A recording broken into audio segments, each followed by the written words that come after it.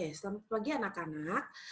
Hari ini kita belajar lagi kimia setelah 1 minggu kemarin kita libur ya. Tidak ada pelajaran kimia. Kita hari ini akan belajar kimia, masuk ke submateri yang berikutnya yaitu teori atom mekanika kuantum gitu. Di teori atom mekanika kuantum ini kita akan belajar tentang apa sih itu. Kita akan pengenalan terlebih dahulu. Jadi mekanika kuantum sendiri pertama kali dikemukakan sama Max Planck. Dia mengatakan bahwa atom itu adalah zat yang hanya menyerap dan memancarkan energi pada paket-paket gelombang tertentu yang dinamakan dengan kuanta. Terus habis itu Louis de Broglie, dia mengatakan bahwa materi dapat bersifat sebagai partikel sekaligus dapat bersifat sebagai gelombang. Habis itu prinsip ketidakpastian Heisenberg. Akibat dualisme partikel, letak dan kecepatan elektron tidak dapat dipastikan secara serentak. Selanjutnya, nah jadi dari pernyataan ilmuwan yang tadi kita udah pelajari gitu, kita dapat simpulkan bahwa persamaan gelombang dalam yang digunakan untuk mendeskripsikan keberadaan elektron. Jadi nanti kita di sini tuh akan belajar elektron itu letaknya di mana sih. Kalau kemarin kita belajarnya hanya ada di kulit K, L, M, N, O, P, dan seterusnya. Nah, kalau di sini kita akan mendalam lagi. Ketika di kulit K itu ada namanya, dia letaknya di subkulit apa, terus habis itu di magnetnya gimana, terus arah putarnya gimana, kita akan belajar lebih dalam lagi. Nah, keberadaan elektron dalam atom dikenal dengan bilangan kuantum. Gitu. Jadi dia akan ada dibagi lagi menjadi subkulit atau orbital-orbital. Nah, orbital itu apa? Orbital sendiri itu adalah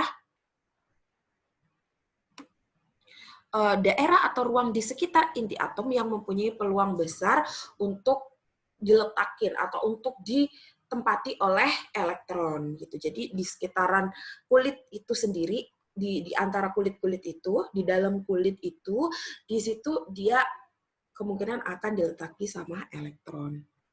Ada berapa nanti kita akan bahas. Ada macam-macam orbital, yaitu nanti orbital S, ada orbital P, ada orbital D, dan ada orbital F gitu. Di sini kita nanti akan belajar tentang bilangan kuantum ya. Jadi yang Ibu tadi bilang bahwa di kulit atom sendiri nanti akan dibagi menjadi beberapa bagian gitu. Atau yang dinamakan bagian itu adalah bilangan kuantum. Bilangan kuantum yang pertama itu adalah bilangan kuantum utama. Dia itu menunjukkan kulit atom.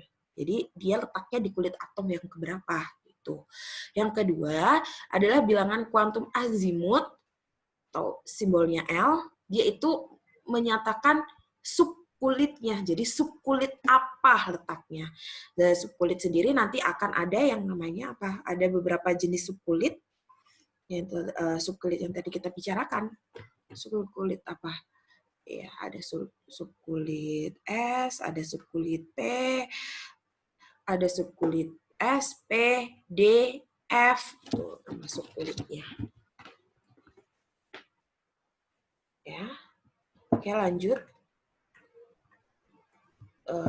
Terus habis itu bilangan kuantum magnetik itu menyatakan bahwa bentuk orbitalnya seperti apa. Terus habis itu bilangan kuantum spin yang menyatakan arah putar elektron. Jadi arah putarnya seperti apa atau putar sudut kecepatan sudutnya, arah putar sudutnya seperti apa. Oke, selanjutnya kita akan bahas satu persatu, yaitu adalah bilangan kuantum N. Nah, bilangan kuantum N ini menyatakan besar kecilnya tingkatan energi suatu atom yang mencirikan ukuran orbital. Jadi kan kita tadi bilang bahwa dia itu menyatakan kulit yang diletaki itu kulit keberapa gitu. Nah, kulit sendiri kita belajar kemarin itu menyatakan tingkatan energi dari suatu atom. Semakin kecil kulitnya, maka semakin besar tingkatan energinya gitu. Oke, ada berapa kulit yang kita pelajari kemarin? Itu ada kulit K, L, M, N, O, P, Q. Maka K itu kulit K itu bilangan kuantumnya adalah N-nya sama dengan 1, untuk L, N-nya sama dengan 2, untuk M, N-nya sama dengan 3, untuk N, N-nya sama dengan 4, dan seterusnya. Selanjutnya, adalah bilangan kuantum azimut. Nah, bilangan kuantum azimut ini menyatakan bahwa dia itu berada di subkulit atau subenergi yang keberapa. Itu menunjukkan nanti kita akan kalau di azimut ini itu menunjukkan bentuk dari orbital. Di mana bilangan azimut ini itu adalah nilainya 0 sampai n-1. Jadi ketika dia itu L-nya sama dengan 0, berarti dia itu letak nama subkulitnya sama dengan S. Ketika L-nya sama dengan 1, berarti subkulitnya adalah P. Ketika L-nya sama dengan 2, berarti subkulitnya adalah D. Dan seterusnya. Sampai 7 ya. Lanjut, bilangan kuantum magnetik. Jadi ketika nanti kita menentukan bilangan kuantum magnetik, itu dia menentukan arah orientasi dari orbital atau arah di dalam ruang relatif terhadap orbital lain. Jadi magnetik ini nanti menunjukkan orbital dari elektron tersebut. Elektronnya, orbitalnya seperti apa. Nah, di subkulit S itu L-nya kan sama dengan 0. Nah, jumlah orbitalnya 1. M-nya itu adalah 0. Nih, M-nya adalah 0. Nah, bilangan kuantum magnetik ini, dia itu nilainya, kalau tadi kan N-1 tuh untuk azimut. Kalau magnetik sendiri, itu nilainya adalah min L 0 sampai plus L. Jadi ketika L-nya sama dengan 1, untuk bilang subkulit P kan L-nya sama dengan 1 nih. Berarti dia itu bilangan kuantum magnetiknya min 1, 0, dan plus 1. Jadi min L, 0, plus L gitu.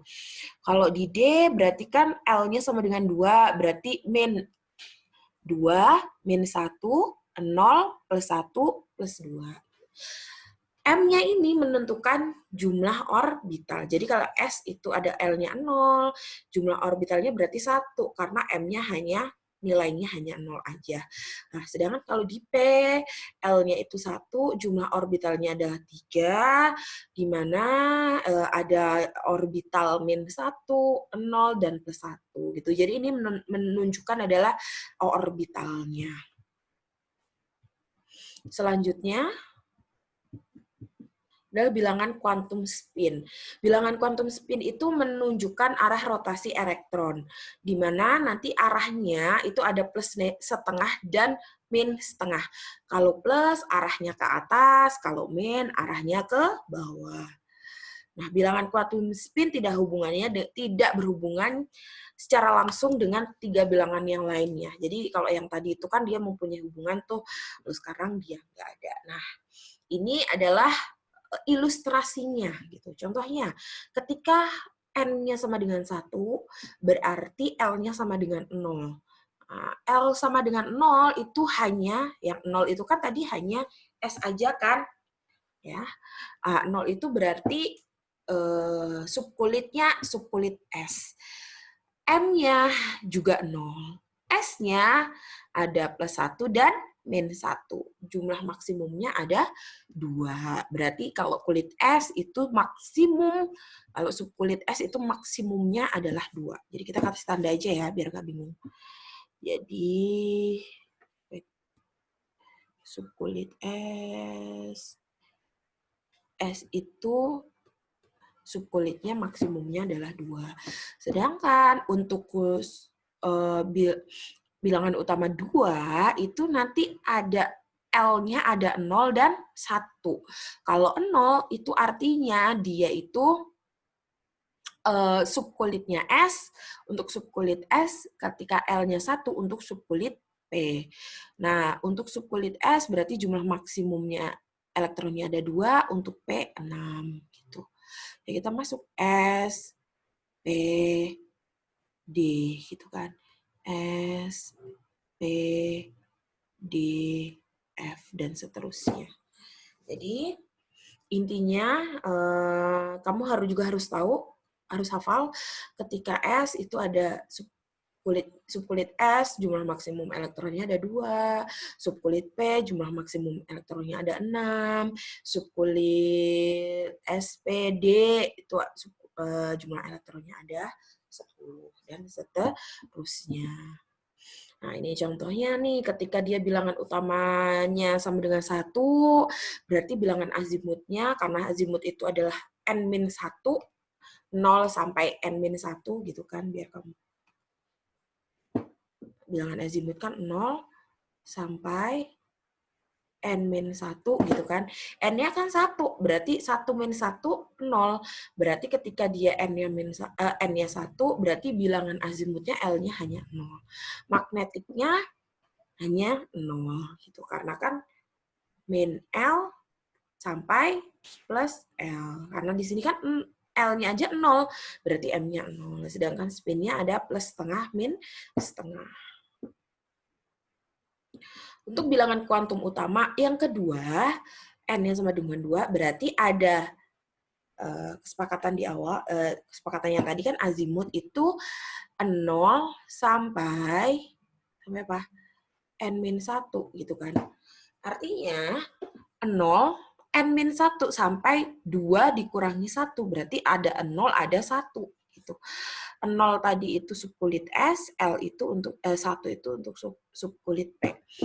Nah, bilangan kuantum magnetiknya itu ada min L 0 sampai plus L.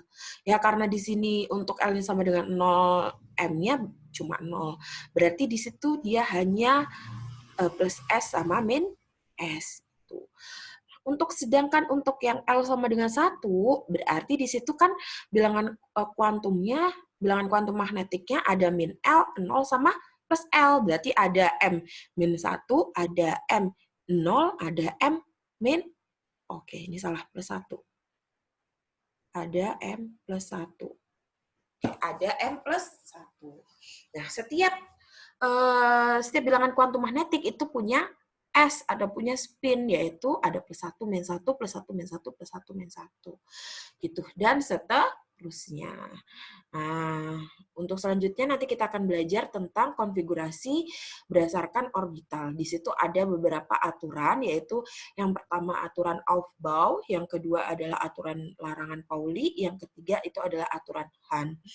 Nah, di sini Aufbau itu mengatakan bahwa elektron mempunyai kecenderungan untuk menempati subkulit dengan tingkatan energi lebih rendah terlebih dahulu.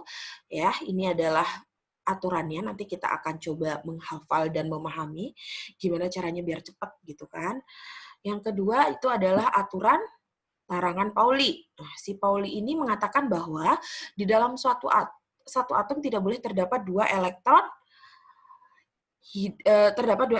dengan 4 bilangan kuantum yang sama. Jadi misalkan di kulit L itu kan bilangan kuantumnya ada 2. L-nya, ketika L-nya ada 0, M-nya ada 0, maka yang membedakan itu adalah spin-nya. Walaupun dia terletak di L dan M yang sama, tapi pasti spin-nya dia mempunyai nilai yang berbeda. Gitu. Jadi selanjutnya adalah aturan Hahn.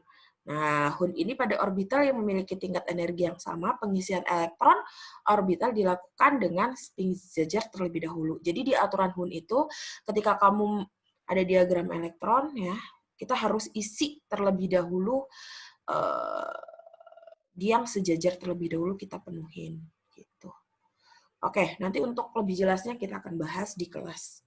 Terima kasih, selamat siang.